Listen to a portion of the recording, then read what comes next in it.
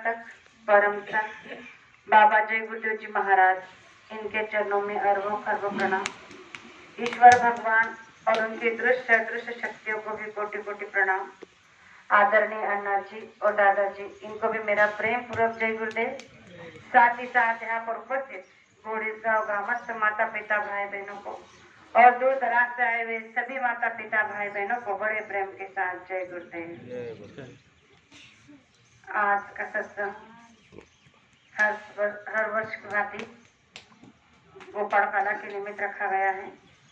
हर साल हमारे यहाँ के गुरु भाई बहने इस सत्संग का आयोजन रखते हैं। तो ये हमारा आपका परम सौभाग्य है कि गुरु महाराज के सानिध्य में रहने के बाद हमें हर चीज त्योहार का सही मतलब पता चल चुका है कि उन्हें किस तरह से मनाना चाहिए, इनको मनाने का सही मतलब सही अर्थ क्या है। तो ये हमारा आपका परम सौभाग्य है। लेकिन गुरु महाराज ने कई बार अपने सत्संग में बताया है कि आज भी संसार में लोग सही तरह से कोई भी पूजा पाठ नहीं कर रहा है, कोई भी तीज त्योहार सही तरीके से नहीं मना रहा है, कोई भी भक्ति संत महात्माओं के बताए रास्ते पर चलकर नहीं कर रहा है। हर कोई अपने दिखावे की भक्ति कर रहा है, हर कोई अपने आप को समझाने की कोशिश कर रहा है। तो इस पर गुरु महाराज ने एक छोटा सा प्रमाण दिया था कि एक बार एक मुसलमान भाई थे जिनका नाम मोहम्मद था, लेकिन लोग उन्हें हाजी मोहम्मद कर जानते थे। हाजी मोहम्मद कर उन्हें इसलिए जाना जाता था क्योंकि वो बहुत बार हज जा चुके थे, यानी कि 60 से 100 बार तक हज जा चुके थे और इसीलिए सभी लोग उन्हें हाजी मोहम्मद के नाम से जानते थे। और इसी नाम से उन्हें बड़ा गर्व हो गया था कि मैं सभी मुसलमानों से ज्यादा भक्ति करता हूँ। मैंने आज तक इतनी हज यात्रा की है कि जितनी कोई नहीं कर सका। और इसी घमंड गुरूर में वो अपने आप में रहते थे, 5 समय की नमाज भी अदा करते थे और इसलिए उन्हें अपनी भक्ति पर बड़ा घमंड, बड़ा अहंकार हो चुका था। तो एक दिन जब वो सो रहे थे तो सोते हुए उन्होंने एक ख्वाब, एक सपना देखा। सपने में उन्होंने देखा कि उनकी मौत हो गई और वो एक चौराहे पर खड़े हैं और वहां पर वो देख रहे हैं कि 4 रास्ते हैं। एक रास्ता नरक की तरफ जा रहा है, दूसरा रास्ता स्वर्ग की तरफ जा रहा है, तीसरा रास्ता पृथ्वी की तरफ यानी मृत्यु लोक में जा रहा है, चौथा रास्ता मुक्ति और मोक्ष की तरफ जा रहा है। और वहां पर एक शख्स खड़ा है जो जिसे यमदूत भी कहते हैं। तो वो शख्स जो भी उसके सामने इंसान आदमी कोई भी आता है तो उन्हें उसके कर्मों के अनुसार वो रास्ता बता रहा है।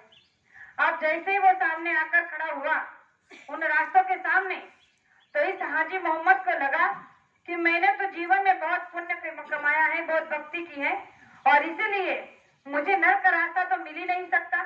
और इसीलिए उसके दिल में कोई घबराहट, कोई डर नहीं था, बड़े खुशी के साथ वहां खड़ा था। लेकिन जैसे उसका नंबर आया और उस यमदूत ने उसे नरक का रास्ता बताया तो उसके होश उड़ गए, उसके पैरों तले जमीन नहीं रही और उसने डर के मारे उस यमदूत से कहा कि अरे ये तुम क्या कर रहे हो। तो उसने कहा कि ये तुम्हारे कर्मों का रास्ता है। तो उसने कहा, जो मोहम्मद हाजी मोहम्मद थे उन्होंने कहा कि अरे भाई, तुमने शायद मेरी किताब, मेरी चौपड़ी अच्छे से पढ़ी नहीं है। गौर से देखो कि मैंने जीवन में कितनी हज यात्रा की है और इसीलिए मेरा पुण्य इतना तो बनता है कि मैं स्वर्ग में जा सकता हूँ। तो जैसे उसे ये बात कही तो उस यमदूत ने उनसे कहा कि तुम्हारी हज यात्रा यहाँ पर कोई काम नहीं आएगी क्योंकि वो विफल हो गई है।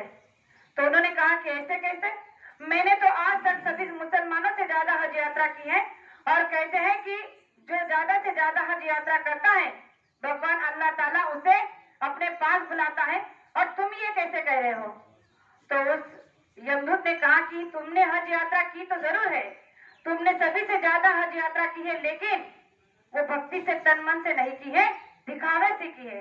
और तुमने हर बार यही दिखावा किया है लोगों को कि देखो मैं तुमसे ज्यादा भक्ति करता हूँ, देखो मैं तुमसे ज्यादा हज यात्रा करता हूँ। और इसीलिए लोग तुम्हें इस नाम से भी पुकारने लगे थे कि तुम्हारा नाम मोहम्मद की जगह हाजी मोहम्मद लोग तुम्हें बोलने लगे थे। और इसी घमंड गुरूर में आकर तुमने ये सारा किया कराया कर्म विफल कर दिया है और इसीलिए तुम्हें अब नरक में जाना होगा। जब ये बात उस मुसलमान मोहम्मद भाई ने सुनी तो वो डर गया जो डर उसके चेहरे पे नहीं था वो डर उसके चेहरे पे आ गया।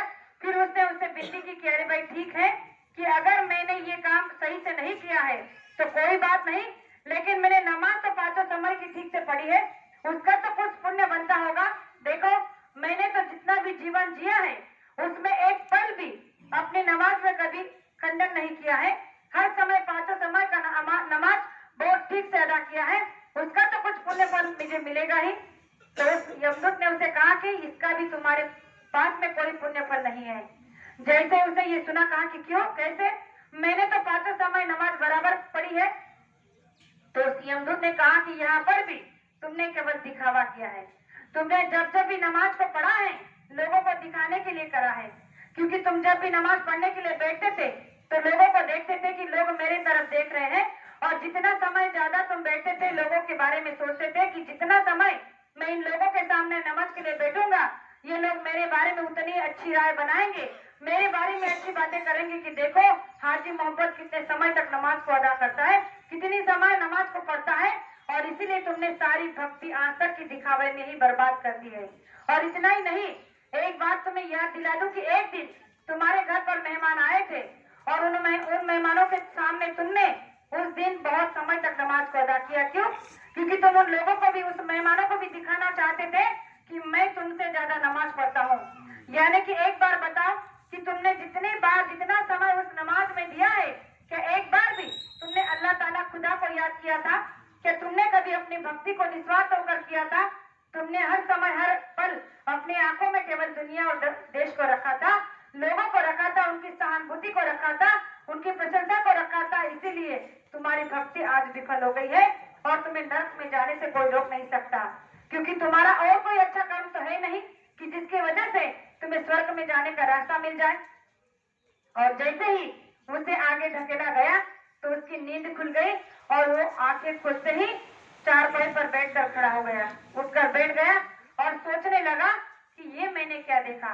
और जैसे ही नींद खुली तो केवल सपने से ही नहीं जगा, अपने एहसास के साथ साथ अपने अस्तित्व से जग गया।